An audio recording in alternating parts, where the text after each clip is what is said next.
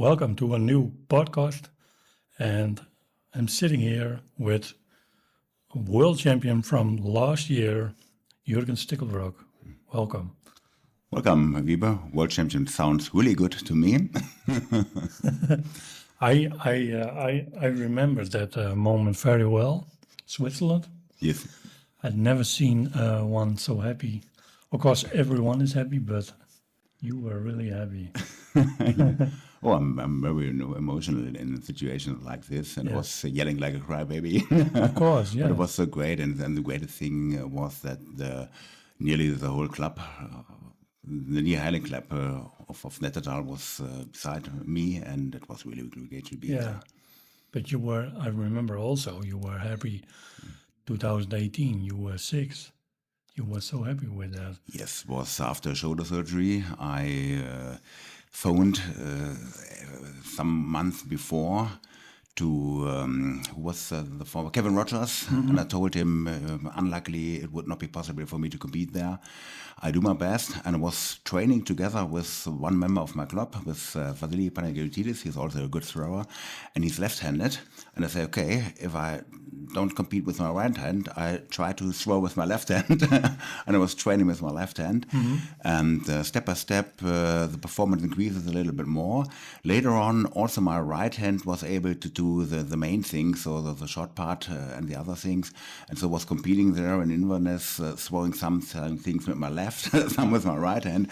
And so it was an unbelievable success to took a 6th place in that circumstances. And then last year, finally, was it your first time on a podium? Yes, really. And then immediately 6, number 1. Yes, feels good. In Iceland, it was very close to the podium. I took a lot of medals there, but it was an unbelievably close division over there. It was Mark McDonald, Hans-Dieter Doro, it was Dale G-Man, and I think the difference between the first and the 4th places was less than 5 or 6 points. That was unbelievably close. I was in Stuttgart. I was 2 points behind Manfred Mulnau. He was 3rd. Really so cool. I know how hard it is. But that sport. Yeah. And how did it all start for you in Highland Games? Oh, it was, we had the Highland Games in Kempen in 2004, and a few members of my club who I'm training at my gym, we said, oh, that would be a funny idea. So let's go there, let's take 5 people together, and let's start just for fun to do the sports there. So we're competing there with our team, took, I think, 2nd place or something like this. Money directly came to me and said, I want you at my club. And that day I was the only one who was able to throw it was maybe the 12.7 kilo weighted bar. It was 6 meters or something like that. And I threw it nearly 1 millimeter above that. And Money said, I need you in my club. Later on we talked together and I said, okay, I didn't know that there was a Highland Games club in my town. And later on we connected and started to training together with him. What did you do for international competitions in the past? Many? Scotland, for example?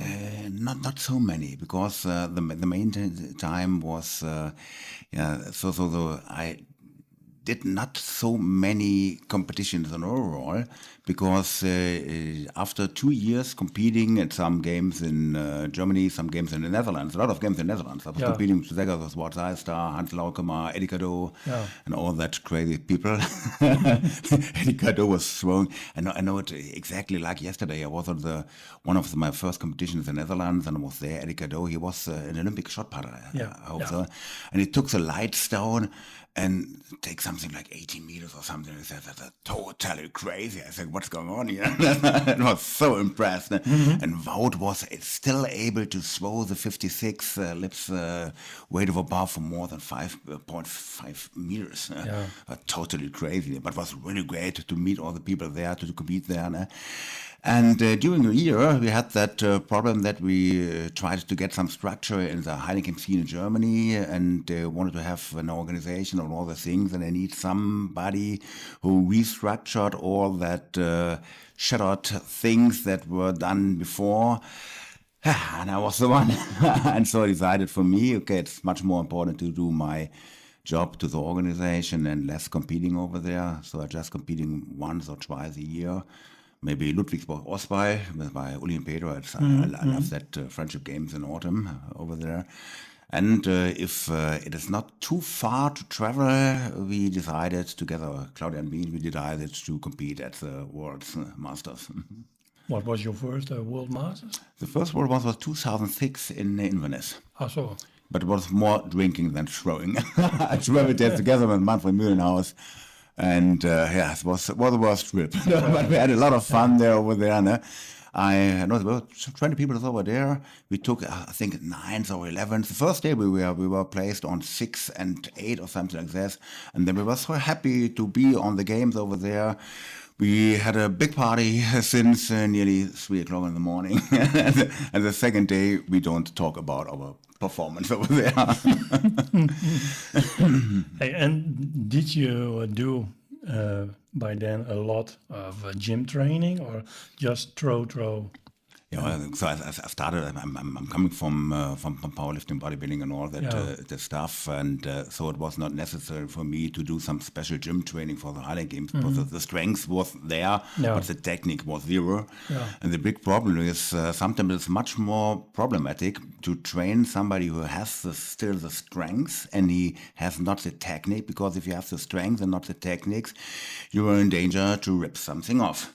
If you have not the strength and you have to teach you the technique, it's no problem because your muscles are not strong enough to do some damage at your body. But if you are still strong and you stride there, and I noticed our first trainings together with some friends in the gym, we all were strong, but nobody of us knows how to throw something from A to B, and was ripping on the weights and working against the weights, and sometimes you have some problems with your shoulders, you have some problems with the tendons, and you have to stop throwing so hard and trying so hard, and then you have to learn the technique. So it was less a problem to gain some strength than to learn the stiff old body or the techniques.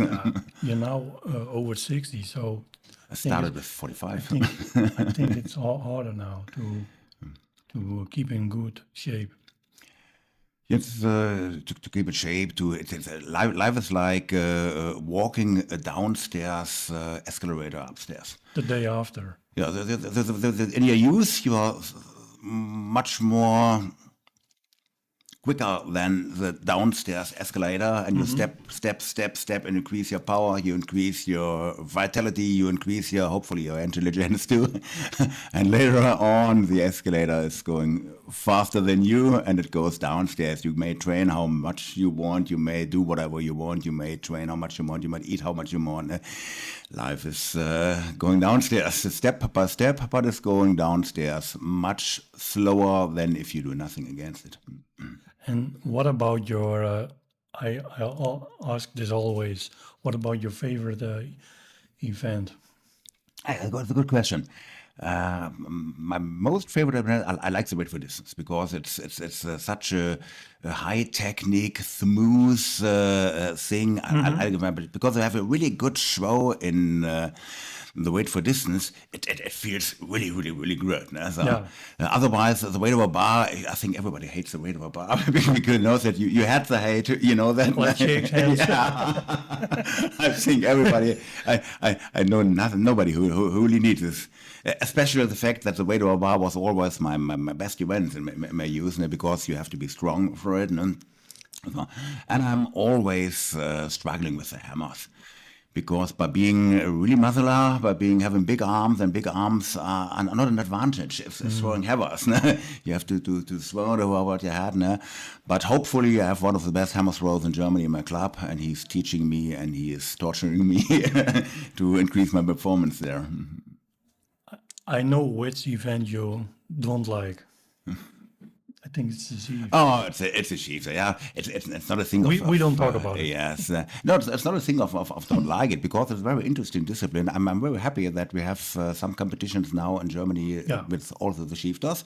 We always wanted to start a competition in August next year, and I want to have the shiefters inside there, because for the audience it's great to see that. Yeah. It's flying high over there. I liked it because it's something different in a competition. Yes, You know, if it is a stone weight or, well, it doesn't matter. It's an extra event. yes, but not inside the competition. Yes.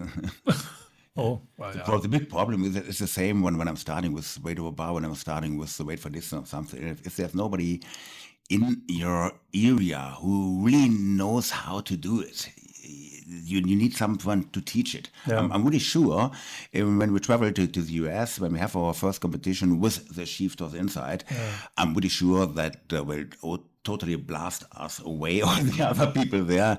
But if there's somebody who's going to teach us, I'm really sure you start there and you leave the competition with 1 meter more performance. No? Because I'm really sure there's something wrong in the technique, some key element we don't know exactly. And that's the same before. I know when I'm starting the weight for distance, I was really, really strong, but was not able to throw it more than 12 meters. This is like a wall on the opposite side of the field. It doesn't matter. And later on, sometimes they say, you make a total run, do it like this, do it like that. Oosh, it was 17.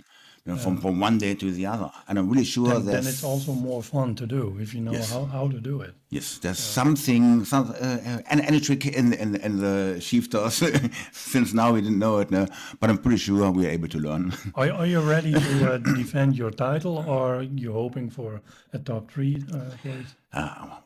Whenever I started in any competition, in any sports, I don't train for place second, third, fourth, fifth, seventh. I just want to win. So that's the target. But it doesn't matter if you win or not, because it's a competition, and it's also possible that you get a place 5, 6, 7, 8 or something like that, because it's your daily performance. It's how it goes. The training went very well.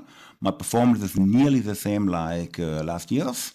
And I'm hopefully hope that René McClure, he is currently the best man in the field, now new in the 60 plus over there. No? But it would not be a present for him. We will see in October. Yes, really. Yeah. So, Jürgen, you do also a speaker for events. How do you like that? Or most people talking all day long yes, about everything. Yes, you're one of them who was tortured for my voice many times. Yes, that's the thing. I was always a speaker in some other competitions, in my bodybuilding competitions, all the other things over there. And I think it's important to have somebody at the microphone who knows the people and he knows the sport. Because the big difference, you have people that have a great voice, they have a better voice than me, they know how to speak, how to work on a microphone, they're pros, they're hosting some television or some radio shows or something else, but they don't know the sport, they don't know the people. And that's a big difference about standing outside the field, and I'm talking about now he did 10 meters or something like this, and I don't know exactly more. And if I'm standing on the field, I know exactly who it is, I know his performance, I know her best throw, I know her best results in the past, and that's so it's possible to have a little bit more entertainment for the audience there. And hopefully I do the job very well. Right man on the right place. Yeah. So how long, you never know, of course, but looking in the future, how long do you think you can throw on? Hopefully... until the 70 class or 80 class? I know a good voice from somebody on my former bodybuilding career said, hopefully the day I'm dying is the last day I'm training. And I think the same with the Highland Games. Hopefully, I like the training, I like the sport, I like the sports scene. I like it. So maybe that you stop competing, because competing is something special. But the training, it's a very good training for overall fitness, I think so. No? Later on, I was just training in the gym, and just training in the gym, don't talk bad about it, but it makes it a little bit stiff. It makes a little bit slow down. And if you combine this training in the gym and the throwing over there, you have a great overall fitness. Yeah. I also train more, and not too heavy anymore. You know, lighter and more focus on throwing. Yes. How many times do you throw in a week? Currently, I'm throwing every fucking day. yeah, because Thomas Thibaut, he's you know Thomas, he's not only a member of our club, he's a really good friend. And he would have a close decision to this year's German Championship because Gunnar Pfingsten is incredible, increasing again. And so we decided now to increase and to delete some little fouls in the throwing. We decided to throw every day, every day only one discipline to optimize our performance. Maybe currently to optimize his performance. It was a very good decision because his performance is really increasing now in the last days. Now we have 14 days to go since the German Championships. But for me, it's really, really hard. The difference, 20 years between us both, throwing every day. When I'm coming from the field, coming home, I think, okay, let me still die, let me lie here. No? And it's hard to do, no? But it's also good for my performance. Before we noticed a couple of mistakes we didn't notice before. And if you throw 15 times the same discipline, not changing the disciplines, and more and more, and you get more slower, step by step, you notice some mistakes that you didn't notice before, and that would be good for the performance. And it's like I told you before, if you're older than 50 or older than 60, don't tell it to everybody. You need more technique. I can enjoy also seeing those youngsters throwing in the Netherlands. Of course, are there some youngsters here in Germany who's coming up? Yes, really. We had a special competition over the whole season with a B league. And we had nearly 15 or 16 people in there, and a lot of talents there, because there was Simon Holt. He is one of the people that's coming. A member of my club, Florian Wolfors, really great. He was throwing the A qualification with really good performance over there. Jens Schröder, also one of them. Maybe I forgot them. Thomas Muschgat. Great. So I think we have a change in generation now, step by step. Yeah. The last 2, 3, 4, 5 years, you had the top 3 on the German championship were always the same people. Maybe something they changed their position, but were always the same people. It was Martin Tim Kuhne, Philipp Friedemann, Thomas Thibaut, nearly really great. Stan Holyfield, some youngster that really is great. And I think now step by step the youngsters are coming, and that's very, very impossible. No, stop. It's very necessary and not impossible. Do you have any great memory who you like to share with us? I have only great memories with the Highland games. The first one you're thinking about?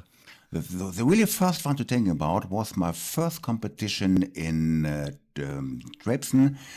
Formerly Machern, in my first A competition, because we were competing in the team competitions in Kempen, and later on we decided, okay, let's have another competition, but there were no other team competitions in Germany. So Andreas Rutter, a friend of mine, was phoning to the people in Machern. He said, okay, we want to compete anywhere, anytime. Okay, we have still space in our B heavies. And he was phoning the name, and he thought, "Go, it's this name, it's Jürgen Stickelbrock." And stop, he said, "The Jürgen Stickelbrock." Yes, I know him. He has to compete in the A. He never did it before. He has to compete in A. I know him. He's strong. He's tough. He has to compete in A. And that was my first heavy event. I had to compete in the A. And my first thing was, oh fuck, you never did it before. I was a champion in many sports many times before. And if you bodybuilding. Yes, and about. if you used to take first places, you hate it to do something and you will be the loser on the field. Yeah. And so I traveled to Maran. I was over there. I was at the tent later in the evening because the A-heavies had free beer. So I was standing there with Gerd Stegemann, with Manfred Mühlenhaus and me. And we were drinking beer. It was 12 o'clock, 1 o'clock, 2 o'clock in the evening, in the morning. And I told to them, okay, let's talk about something. I think I'm here because I'm totally afraid that tomorrow I will be the big loser on the field and hopefully now have some beer and will have some fun. But you both, you are noticed as the number 1 and the number 2 tomorrow. Do you really think that it will totally decrease your performance? And they both say, oh, doesn't matter. It's Highland game. We're here to have fun. Yeah. And that was such a key moment when I said, okay, that's the first time in my life that in a sports scene where it does not really matter if you're the first or the second or the third. The main theme is to be together with that silly people, to have fun with that silly people. And so I decided, okay, that's a sport you may keep for the rest of your life. I don't know, after 16 years, I was training like an idiot for a target in the sport. I reached that target. I was not training against the wall, but it was very focused. It was very straight. You were a social idiot because you only have your sport and you have no left and no right, no? And you were not able to have a really good relationship on all these things. And I don't want to fall back in that situation. No. And when I noticed that the Highland game sport is totally different, maybe you may decide for yourself that you will do it with that focus, no problem. But you do not have the focus. You will always recognized by everybody here. You will always the friend of everybody here. You'll always your big fan there, and you will always be eye to all the people that are standing there with a much better performance. And that was a great thing of the Highland games. And that was a key element. We don't have to. We're not professionals. No, it's not a way of living. No, so it's a fun part near your living. So beside the Highland games, what do you do for a living? You see it over here. You know my wife, you know my children. Yeah. So it was another key element in my life. When I'm turning 30, I decided what's going on with my former sports career. I earned a lot of money with my sports before, and beside my job, I always had my job. I'm a chemical engineer, and I'm working for ThyssenKrupp, responsible for chemical law. I always have to do a lot of things to do in Brussels, together to negotiations about laws with chemical substances, chemical hazards, and all these things. That's the reason why my English is not so bad, hopefully. Maybe some native English people are shaking their heads and slapping their hands together.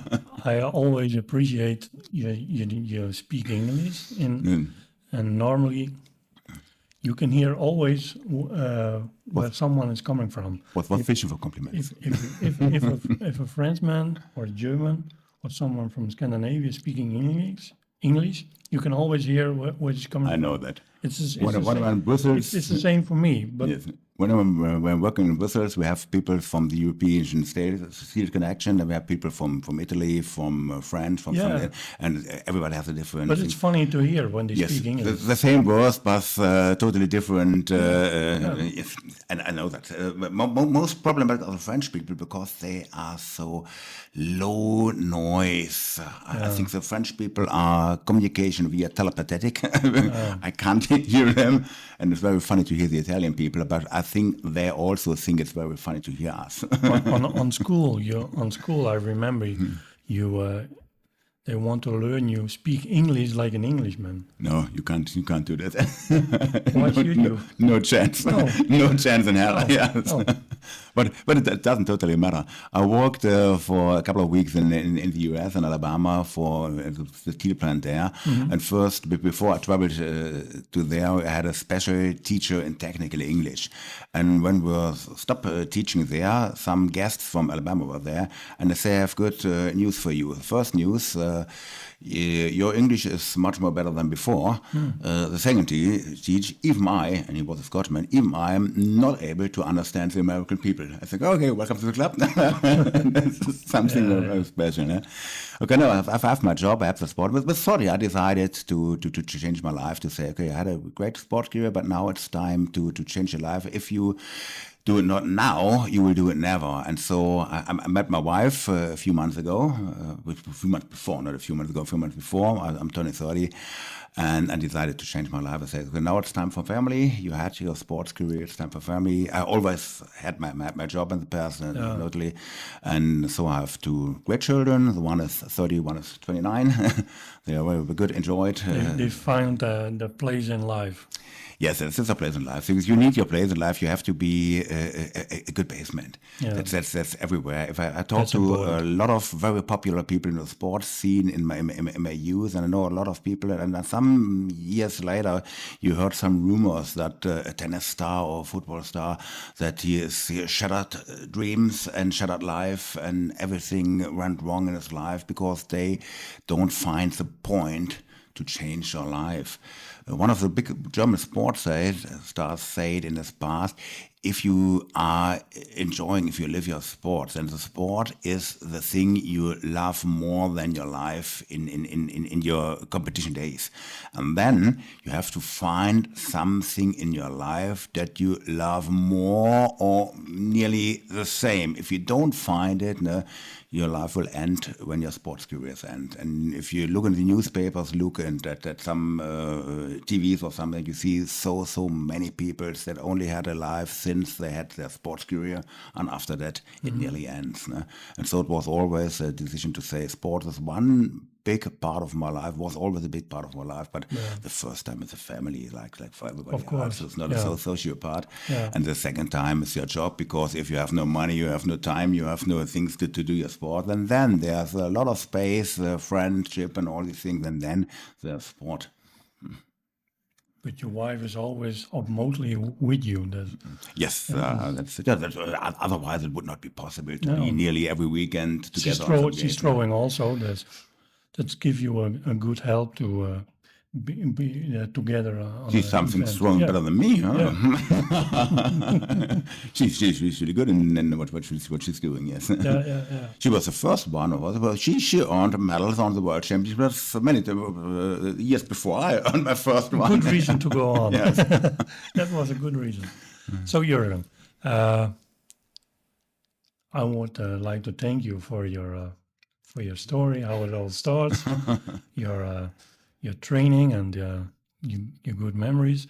I wish you all the best in 5-6 weeks now, and I wish you all the best in Florida. This would be a great travel. And it was nice talking to you.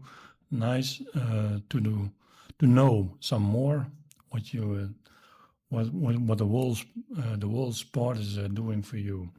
So thank you very much.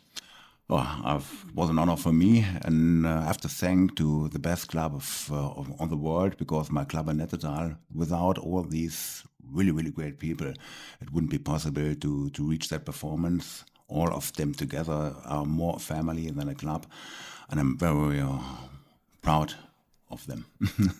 Well, so I hope and I think you like this video too, and give it some like or share it, whatever you can do on YouTube, and I see you in the next one. Thank you very much, Jürgen. Yeah, great. Thanks a lot. With a pleasure. It was fun. Yes. Ready? Cheers.